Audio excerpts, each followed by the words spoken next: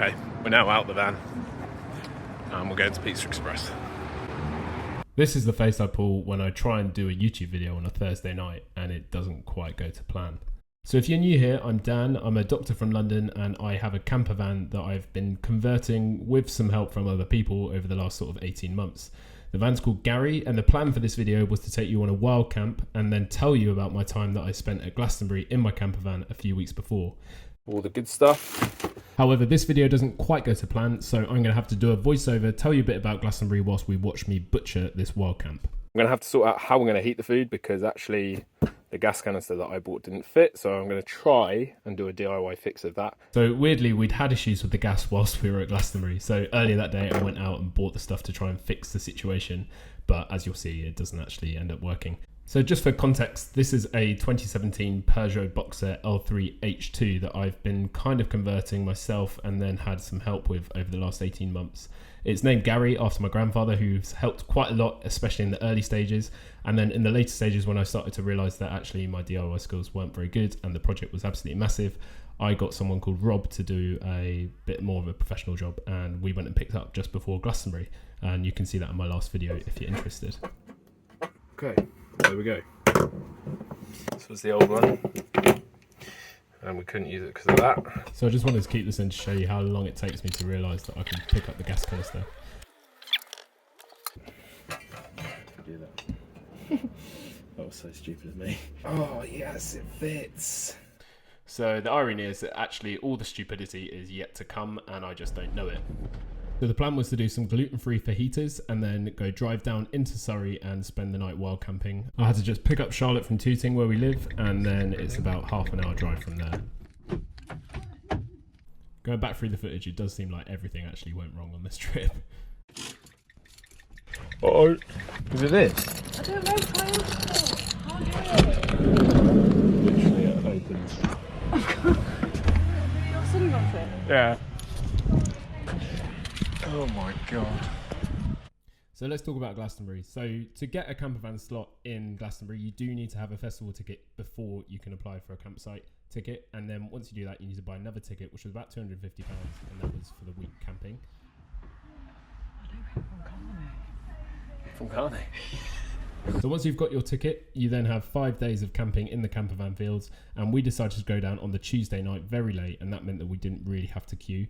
It was pretty tiring, and it still took quite a while to get into the site, but actually I think it could have taken a lot longer if we went at a busier time. So going back to Surrey, this is us pulling up at the camp spot, and then the problems start to ensue after this.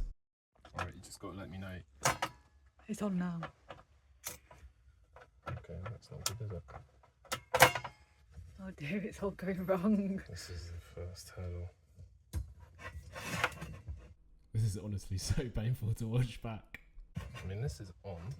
So I'm going to struggle with the gas a little longer, but when we arrived, we pitched our friends' tents, they joined us the next day, and each campervan pitch is actually much larger than a conventional campervan.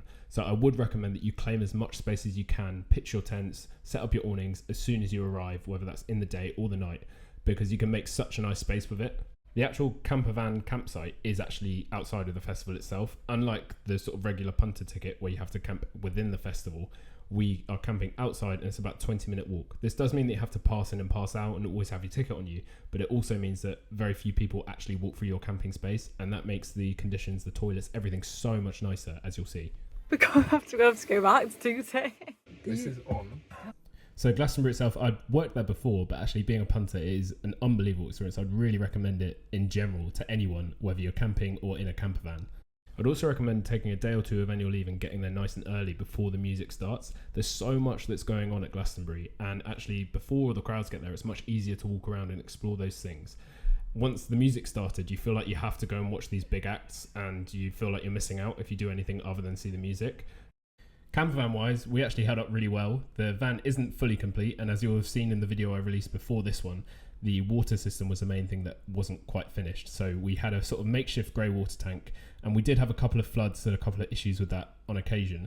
But other than that, the van worked really well. We had this outdoor shower and we had an outdoor shower tent, and that actually kept us really clean. Those are much better than they look. And the other thing that wasn't quite complete was the gas, which is obviously why I'm fiddling around with this gas canister. And that did become an issue at Glastonbury as well. It held up cooking a couple of days. But having things like a fridge, access to cold water, those things made it so much more pleasant, and I really enjoyed myself. I hate this gas canister. Where'd you buy that from? Cotswolds Outdoors. It's caused me nothing but pain. Send it back. Oh, so annoying. Okay, come on then. It's already late. Fun life. I'm shit at this. So after I finally gave up on the gas, we headed off to Pizza Express. Okay, we're now out the van. We're going to Pizza Express. Are you still open? Yeah? Come back to Glastonbury. It's such an impressive place. I don't think you can quite appreciate how big, how many people, how much effort, how much detail goes into every single stage, whether that's the music, whether that's arts, whether that's other things. It's really quite an impressive feat, and I would highly recommend trying to get tickets at one point in your life. It's a really friendly atmosphere, loads of families, loads of older people that have been there for years and years, and I didn't even drink and had a fantastic time. Would highly recommend it even if you are sober or don't like partying. There's so much to do, you'll never be bored. I barely touched on the music, I guess because actually that's a massive bonus, but the festival itself is a really good and fun place to be anyway. Example kicked us off on the Thursday, and that was a bit of a blast from the past. He was awesome and packed out the Glade Theatre. And then other highlights included Fred again. Churches were on before him, and they were brilliant actually. Lewis Capaldi, Texas, they were both awesome. And Elton John just governed such a big crowd, and everyone was just listening to every single word that he said. But my favourite band was actually Elvana. They're a Nirvana cover band, and the front guy also sings Elvis. They do these sort of Elvis Nirvana mashups. They're unbelievable musicians, but the front guy is also a really, really talented showman. I mean, just look at these stages. They're absolutely outrageous. And the whole place, you know, Arcadia, just this giant spider that shoots out fire. That's just a stage. And there's like 50 of those. It's unbelievable. So yeah, we'll definitely be trying to get tickets again for Glastonbury, but I've had such a good time, was really pleased with how the van went, and we just had such fun. So I will leave you with myself in Surrey after a bit of a ropey start with the van and the wild camping, but I was still in fairly high spirits.